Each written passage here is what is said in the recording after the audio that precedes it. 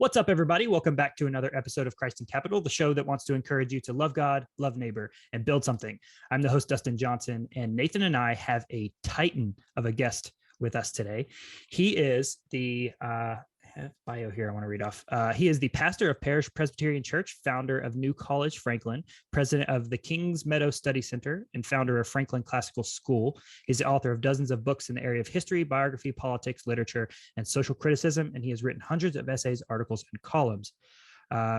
His work on behalf of the homeless, for international relief and development, for racial reconciliation, and for the sanctity of life has been profiled in such varied media outlets as the Wall Street Journal, the Washington Post, Focus on the Family, 700 Club, the Coral Ridge Hour, Point of View, Crossfire, World Magazine, and Christianity Today.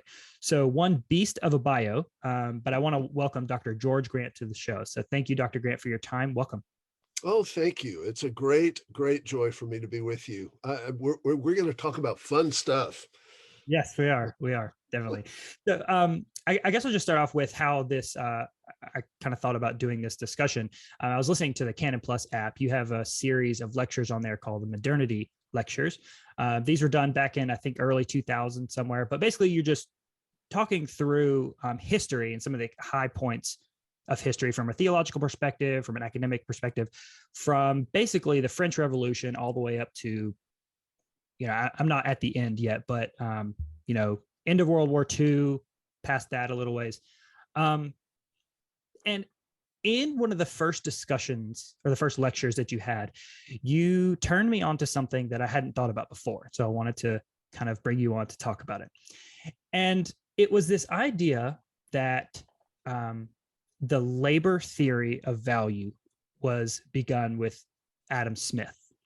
Now, anyone who has kind of a background in free market economics, Austrian school, that sort of thing, we tend to recoil at the idea of the labor theory because it's usually used in the context of Marx, right? His philosophy. And so we go, ooh, labor theory of value, no, because blah, blah, blah, blah. We go on our spiel. But in this lecture, you were like, actually, labor theory is a good thing. It's something that we should appreciate because of Adam Smith's contributions, because of the way it came about. And so I wanted to kind of talk about that. Can you give us maybe just kind of a high level, what's going on at the time of Adam Smith in the world, economically, historically, that made this labor theory idea so special? What are your thoughts? Well, Adam Smith lived from 1723 to 1790. This is the period in which the imperial ambitions of now emerging industrial nations in the West start scouring the world for natural resources. And it's the beginning of state-controlled economies, what we have since come to call mercantilism. Mm-hmm. Mercantilism is, in a sense, wage and price and commodity value fixing by central governments and central banks. So it's another name for socialism, or in really much more technical terms, it's another name for National Socialism, which is another name for fascism. Mm-hmm. It's the idea that big governments and big business combine to control markets. There was a medieval version of this in the Hanseatic League. And there's always a tendency toward big capital and the force of political power to combine efforts. But Adam Smith comes along and he argues against mercantilism. Okay. His notion was that that economies left to themselves have a natural mechanism that will level prices and distribute goods and services more broadly. And that invisible hand, as he described it in his first book, is what we ought to rely on, because we'll create more stable and healthy economies based upon these market forces, these self-regulatory market forces. It's the interference of big business and big government that actually makes an economy unstable and makes products unstable. And so he was arguing against that. And he was joined in his arguments by a number of other really interesting and widely varied political and philosophical thinkers like David Ricardo and James Mill and Jeremy Bentham and even Thomas Malthus. And essentially what they were attempting to do was to create a vision for what today we would call laissez-faire economics. That this invisible hand would enable markets to regulate themselves through supply and demand, self-interest, and healthy competition. Okay. Without the combining of unnatural forces like conglomerates and big governments. Okay. So that's sort of the background. And one of the things that Smith was attempting to do had been tried before. I mean, all the way back to Greek philosophers, there is a kind of labor theory of value that is toyed with, but no one really developed it thoroughly until Adam Smith. Well, what he was looking for was, what is the natural price or the real price of a commodity? Factoring in how much time it takes to create that product, as well as its use value, how much time it saves the end user. So it's a combination of the creator and the consumer, and then that establishes a kind of natural or real price, as Adam Smith called it. So the labor theory of value originates in this sort of free market, laissez-faire vision of properly valuing the value, properly valuing the work that is put into a product. And this kind of gets us back to the genius of Adam Smith. He doesn't just provide the foundation for capitalism as we've come to know it, Wall Street, big business, all of that. He really is the champion for the wider distribution of goods and services. He becomes an advocate for a consumer society that is stable and prosperous, and filled with opportunity for others. So his labor theory of value is very, very different from what we start to see emerge later with the subjectivist and the Marxist approaches to economic analysis. Okay. So that's kind of the background. Yeah, and one of the things that I thought was really cool is with us Austrians or free marketers, we tend to take the labor theory of value, like I said, and we kind of recoil. But you were saying in the lecture that no, actually, this is a cool thing, because basically it said that you no longer had to have people with land or a whole bunch of capital in order to prop your idea or your art or whatever it was up. It could sustain itself theoretically. Right. It becomes a basis for entrepreneurship. Mm-hmm. You've got an idea. Perhaps you've got some skills. You pour yourself into this. You don't need a tremendous amount of capital. You don't necessarily need to have investors and backers. You don't necessarily need to have, an initial public offering. You create something, and if that something is something that no one ever thought of. I mean, this is the genius of Steve Jobs. He said, I'm going to create products that nobody knows that they want yet.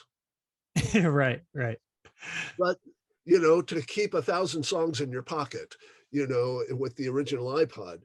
I'm going to create a product that nobody knows they want yet, but everybody is going to want. Yep. That in a sense is where the labor theory of value becomes useful, and it forms the basis for that kind of entrepreneurial zeal. Take an idea and bring it to the market and create a product that people are going to want, and you create value around that idea.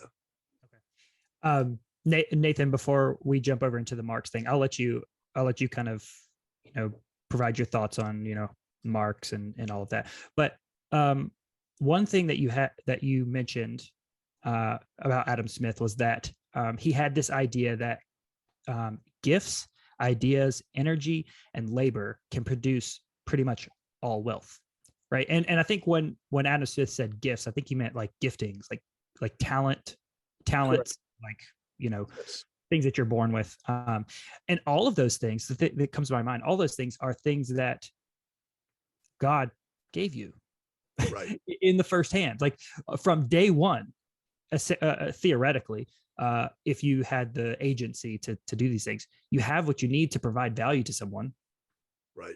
Like whether it's you just doing chores to take that load off of your parents so they can use those resources somewhere else. That's value for your parents. I thought was really cool.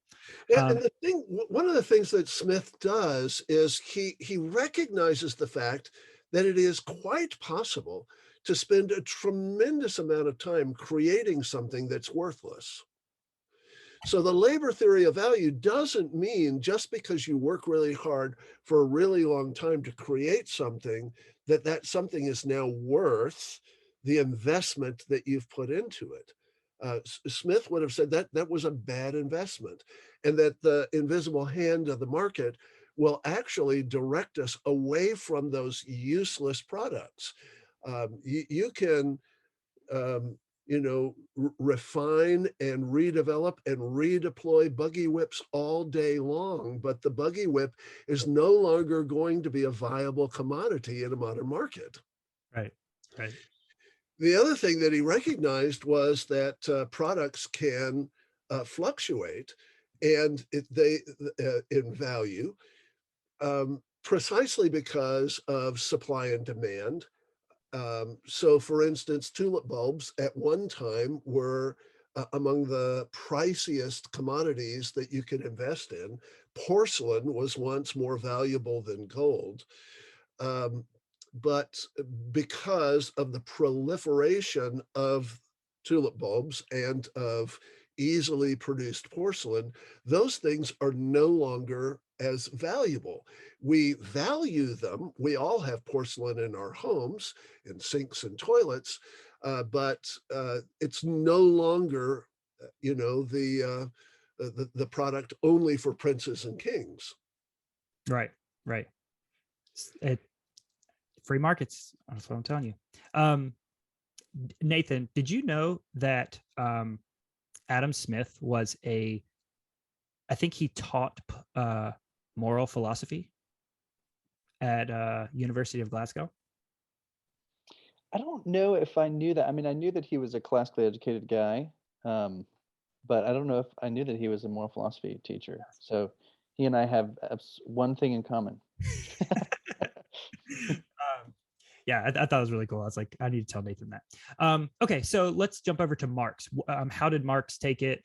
Nathan, I'll let you provide any of your thoughts if you have anything about Adam Smith or Marx before we jump over. Do you have anything?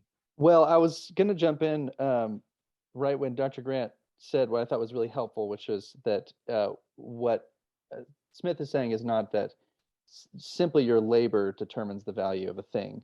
And I think that's one of the shifts that we see with Marx, is that there seems to be this kind of simplified version of labor theory where the value of a product can almost be objectively determined by the man hours or the labor that's put into it.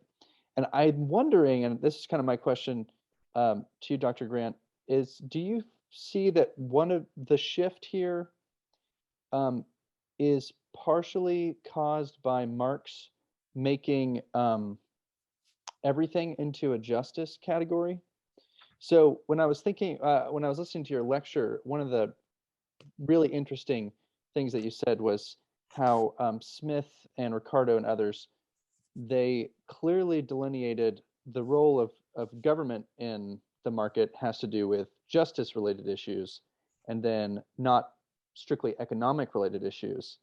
And when I was reflecting on that, it was a light bulb moment for me to think, okay, it seems like one of the things that Marx is doing is he's making anything related to labor and economics a justice kind of issue, such that, well, if somebody puts X amount of hours into it, regardless of the product that they're making or or how good the product is, they deserve something for that. So I wondered if I was reading that correctly, if maybe he's bringing this justice idea into everything, and that's why he's changing the labor theory. Yeah, he wouldn't have used that type of language. That's very much modern language from our current political discourse. For Marx, well, first of all, the labor theory of value interlaced nearly every aspect of Marxist analysis. Das Kapital, as incomprehensible a work as it is in its massive 3 volumes, it was almost entirely predicated on what Marx saw as the tension between capitalist owners of the means of production and the labor power of the proletariat working class. So everything, every equation, every table, every comparison was rooted in that. So in that sense, Nathan, you're absolutely right. He turned everything into what today we would call a justice issue. What he believed was an economic issue. He thought it was a math problem, and didn't realize that it was a heart problem, because of course he was heart sick and saw nothing as a heart problem. So he thought it was just a math problem, and that it was necessary, because it was a math problem. The accumulation of capital necessitated a violent overthrow, otherwise it can never be displaced. So that's the whole Marxist theory of revolution, is this is really just a math problem. To solve the problem properly, we've got to get rid of the people who have obstructed the appropriate equation. And that was his whole thing. He was a mechanist. And so he was taking Bentham's, Jeremy Bentham's utilitarian theory and applying it mathematically to economics, and kind of back-ended his way into revolution. Antonio Gramsci, who is really the father of modern Marxist theory, basically argued it's not a mathematical problem. It really is a justice issue. And that's how we get from Marxism to all of the woke justice stuff, is really through Antonio Gramsci. And now that Pete Buttigieg's father has translated all of Gramsci for us, and now we've got universities utilizing that and inculcating a whole new generation of social revolutionaries.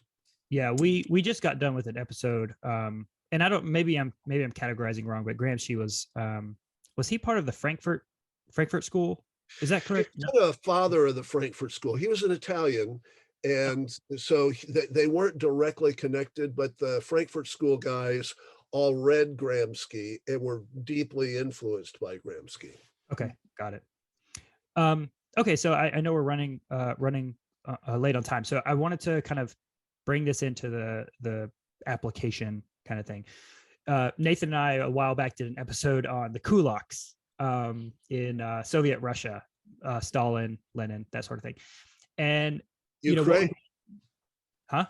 In Ukraine. Yeah, in Ukraine, yep. Yeah. And we kind of had this idea that, Stalin was actually influenced by Marx in his ideas about, the economy and all that sort of thing. And you can kind of correct us if we're wrong, but that's kind of the trajectory. Anytime we see this sort of, it seems to be a perennial or perpetual idea of the haves and the have-nots, capital versus labor, and that sort of class tension almost keep popping its head up. What do we do as Christians? Is it an issue of education? Is it an issue of gospel preaching? Go. Yeah, it's all of that. It's also, a function of good economic understanding, which grows out of a biblical worldview. One of the things that gets very confused in Marxist and in modern economic theory is a failure to understand the difference between intrinsic value, kinetic value, and speculative value, and how those things affect markets. In a sense, what Marx argues is that all values are intrinsic. So the laborer is the hours that he puts in, that has intrinsic value, no matter whether the product is useful, whether the craftsman is excellent or not. The hours themselves have intrinsic value. Again, it's a math problem. Whereas what Smith was arguing was that the value is rooted in kinetics. The work that is put in has to be excellent. It has to be useful. It has to have a market. It has to have all of those kinds of things. It can't be merely speculative, but it does have a speculative aspect to it. Right. Bottom line, for us, understanding how markets work should cause us to do good work. I taught a class this morning on Shakespeare, and one of the things that I argued, we still really don't know who Shakespeare was. We have very little documentary evidence. Everything is speculative. So that should cause us a great deal of humility and a hunger to learn and a hunger to grow. In theology, we call it semper reformanda, the desire to be reformed, ever reforming. That ought to be at the root of our approach to work. We're not going to, as individuals, be able to fix the Federal Reserve. Right. But what we can do is fix the way we spend our money and our time. What we can do is resolve to build in our children a work ethic as well as an economic and generosity ethic that is at the heart of genuine stewardship. That humility of understanding what I have does not belong to me. I've been bought with a price. I'm no longer my own. Therefore, I have a responsibility here. All of that reshapes a grassroots kind of economy. I tell people all the time, we need to rebuild localism and connectedness. We need to use the phrase of several of my friends. We need to be putting county over country. We need to be rooted where we are. And in the end, that kind of grassroots movement can shape the future that our children inherit. That's awesome. I am a firm believer that Franklin will be the next New York City, in a good way. No. in a good way. But yeah, so we're running low on time. Nathan, do you have any last thoughts before we sign off? No, I think Dr. Grant said it well. I have nothing to add. All right. Well, awesome. For everyone who's listening, if you're watching on the podcast, we're going to be doing a giveaway of this book. Bringing in sheep.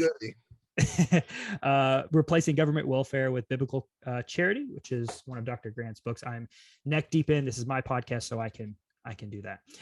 So yeah, Dr. Grant, any place you want people to get in touch with you, best place. I know you have a ton of channels of work going on. So yeah, I've got a podcast on the Fight Laugh Feast network. I do commentaries for World Radio, but my website is real hard to remember, georgegrant.net.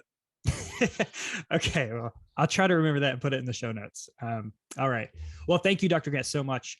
We really enjoyed it. Maybe one day we can get you back on to talk about Gramsci and kind of his line of thought. But yeah, thank you so much for your time. You bet. God bless. All right. Talk to you guys later.